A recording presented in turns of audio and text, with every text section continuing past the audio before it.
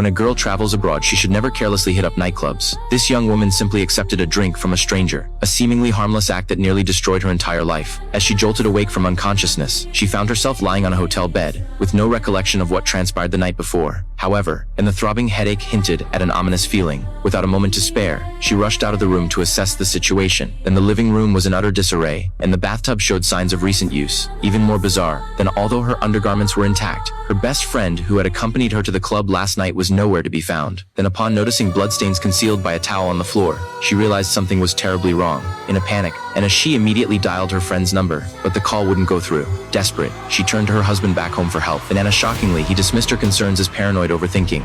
He insisted that her fun-loving bestie must have gone out to paint the town red and urged her to stop making a fuss and return home. Then assuring her that her friend would come back when she had her fill of fun. Realizing her husband couldn't empathize with her plight, she pretended to agree with his perspective. However, her gut instinct told her that the situation was far from simple. With a heavy heart, she knocked on the landlord's door, hoping to uncover some clues. To her dismay, the landlord not only refused to help but also chastised her for bringing strangers back to the room and demanded additional payment for 2 guests. His words left her utterly stunned.